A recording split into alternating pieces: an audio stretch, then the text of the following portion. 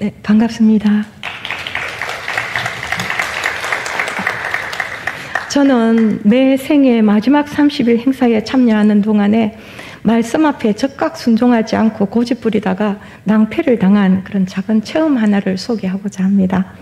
저는 매 생애 마지막 한 달 그 책자에 첫째 날에 보면 결심 다지기 하는 그게 첫 제시문이 한 달만 살 수 있다면 당신의 삶에서 바꿔야 할 5가지를 고민하거나 시간도 끌지 말고 떠오르는 대로 한번 열거해보라 하는 말에 저는 첫 번째로 남편과 믿지 않는 부모 형제에게 전도하기, 그 다음에 두 번째가 자녀들의 신앙을 붙들어 달라고 하나님께 매달리기, 그 다음에 세 번째가 남편과 부모님께 최선을 다해서 친절하게 대하기, 그 다음에 네 번째가 시골로 내려가서 다문화 가정 자녀의 한국어 교육 돕기, 그 다음에 5번째가 내 사후에 남은 가족들에게 불편을 끼치지 않도록 나의 주변과 집안 정리하기, 이렇게 5가지를 적었습니다.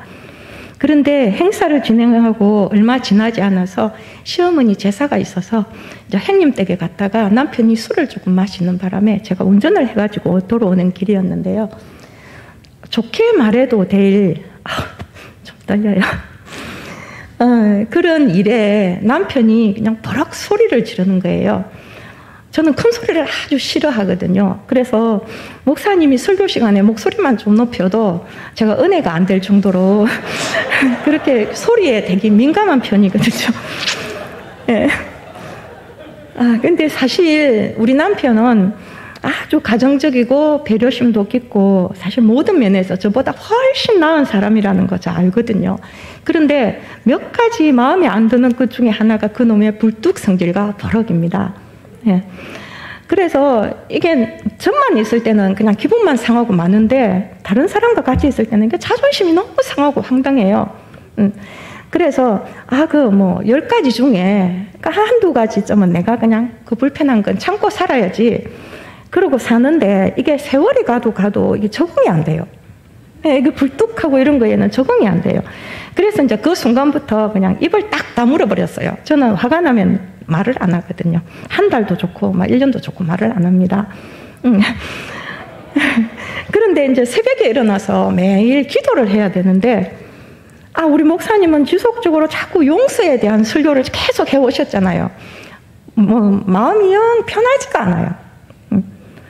거기에다가 제가 한 10년 정도 됐을 거예요. 중고등부 수련회에 갔다가 제가 2가지를 놓고 대성통곡을 하면서 회개를 하고 하나님 앞에 다짐을 한 게 있는데 그 중에 하나가 뭐였냐면 남편과 부모님을 예수님 대하듯 하겠습니다. 이거였어요. 이게 왜냐하면 저는 말주변이 없어요. 그런데다가 담대함도 없어서 가족 전도하는 것조차 너무 어려운 거예요. 그래서 내가 그렇게 하면 하나님이 나를 좀 불쌍하게 여겨주지 않을까. 그래서 그런 다짐을 하고 와서 열심히 노력을 하고 있는데 그러다 보니까 제가 이제 예배 새벽 기도 시간에 하나님 제가 내일은 말할게요. 그리고는 그 다음 날에도 내일은 꼭 말하겠습니다.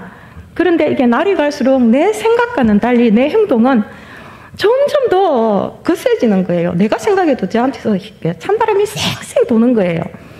그래서 새벽 기도 시간이 이제 불편해지기 시작하는 거예요. 그래서 한 3일 지나니까 이제는 기도하는 중에 음성까지 들리는 거예요. 그래서 뭐라고 말씀하시냐면 네가 네 남편을 예수님 모시듯이 한다고 하지 않았니? 이 소리가 들리는 것 같은 거예요. 그래서 그렇지만 하나님 만약에 우리 예수님이었다면 저한테 저랬겠습니까? 그 소리가 딱 나오더라고요. 그러면서 저요 남편 미워하는 거 아니에요. 저 남편 진짜 사랑해요. 네. 그렇지만 저 나그네 저 성질만큼은 좀 고쳐놔야 되지 않겠습니까? 이러면서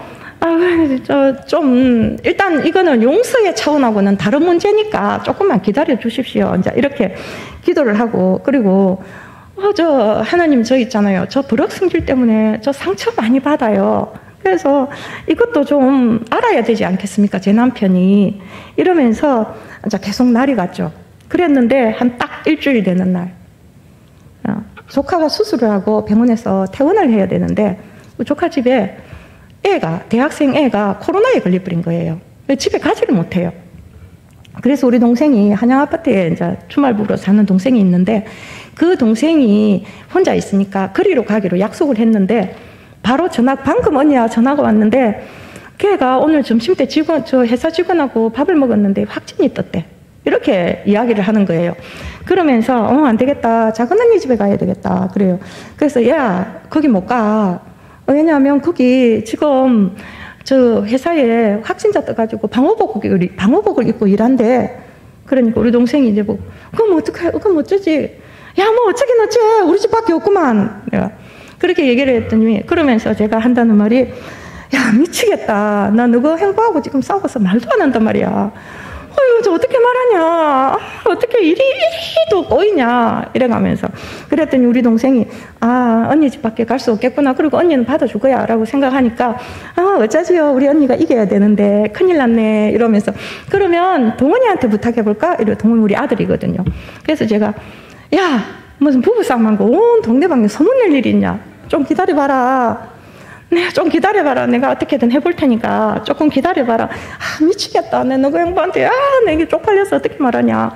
그래, 이제 체면은 다국이고 이제 큰일 났다. 내가 그러면서 진작 좀 알았으면 되는데 어째 일이 이렇게도 꼬이냐. 그러면서 제가 그랬더니 우리 동생이 네 알았습니다. 이러고 전화를 끊더라고요. 그런데 뭐 방법이 없잖아요.